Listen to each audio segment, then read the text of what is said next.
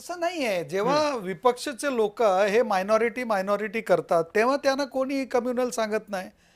आणि भारत हे सनातनी लोकांचा देश, हिंदू लोकांचा देश, आणि जेव्हा पक्षांनी हिंदुत्वाबद्दल बोललं त्याला तुम्ही कम्युनल सांगणार, मग कसं चालणार? आणि का नाही सांगायचं? आणि एक आहे तो सेफ आहे का? म्हणजे काय एक आहे तो सेफ आहे म्हणजे हिंदू एक व्हा, कशा एक व्हा? हे जातींचा विभाजन करून तुम्ही अगडा, तुम्ही पिछडा, तुम्ही मराठा, तुम्ही चामार, हे जे करतायत लोक, हे विभाजन करण्याकरिता करतायत ना. म्हणून तुम्ही आता मायनॉरिटी हे काय काँग्रेसने केलं काय?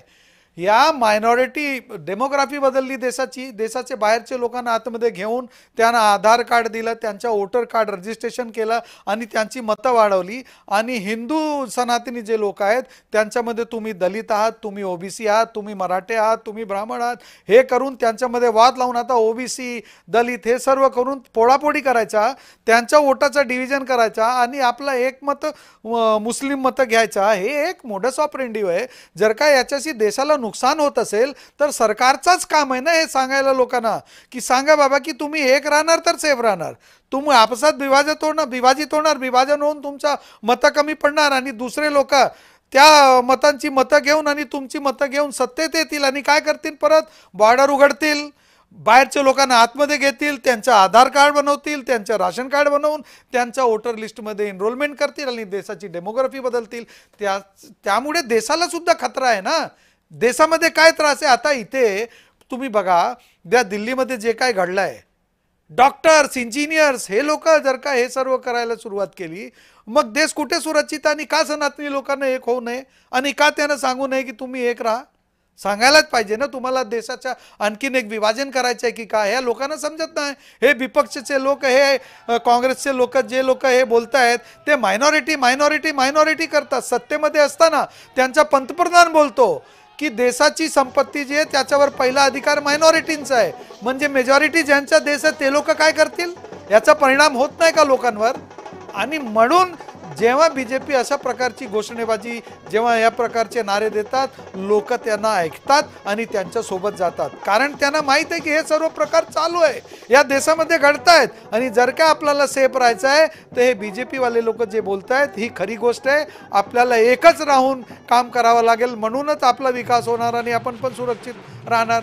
बांगलादेशमध्ये काय झालं? जेव्हा बांगलादेशमध्ये त्या प्रकार चालत होता, सनातनी हिंदू लोक ते लोक कापत होते, इथे महाराष्ट्राचे अपोजिशनचे लोकांचे व्यवहार क्या होते? आणि त्याचाच नंतर महाराष्ट्राचा चुनाव होता.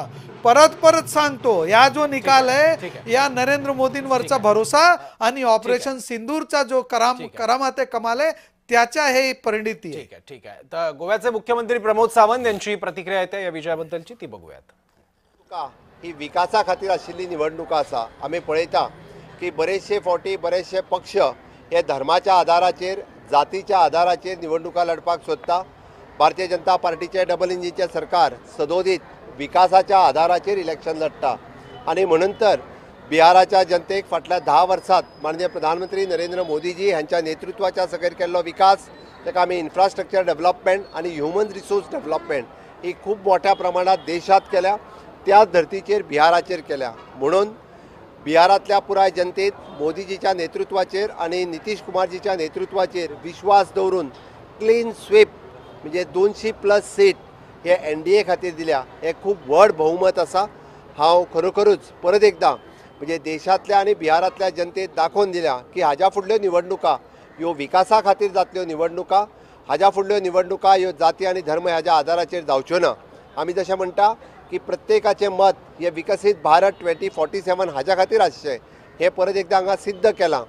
जंगल राज आपल्याक नाका, गुंडा राज्य आपल्याक नाका, ह्या बिहारच्या जनतेन दाखयता आसतना आमकां विकसीत भारत आणि विकसीत बिहार जाय हे तेंच्यांनी दाखोवन दिलां. देशात आमी पळयता की माननीय प्रधानमंत्री नरेंद्र मोदीजीच्या हांच्या नेतृत्वाच्या सकयल वयता आसतना आज जवळपास 20 पेक्षा जास्त स्टेट ह्यो NDAची सरकारां आसा. आमी पुराय देशाचो विकास करता आसतना म्हणजे विजन विकसित भारत 2047 हे दाखयता. आयज आमी मुख्यमंत्री प्रमोद सावंत हे बोलतायत. पंतप्रधान मोदी आणि नितीश कुमार यांच्या कार्याचा, त्यांच्या विकासाचा हा विजय असल्याचं प्रमोद सावंत यांनी म्हटलंय. संजय ठाकूर आपल्यासोबत आहे, आपण चर्चा करतोय त्यांच्याशी. संजयजी, केंद्र सरकार म्हणजे केंद्रामध्ये जेव्हा सरकार निवडायचं असतं तेव्हा डोळ्यासमोर काही वेगळे मुद्दे डोळ्यासमोर ठेवून मतदार हे मतदान करतात आणि विधानसभेसाठी जेव्हा निवडणूक होते, मतदान होतं, तेव्हा काही वेगळे मुद्दे डोळ्यासमोर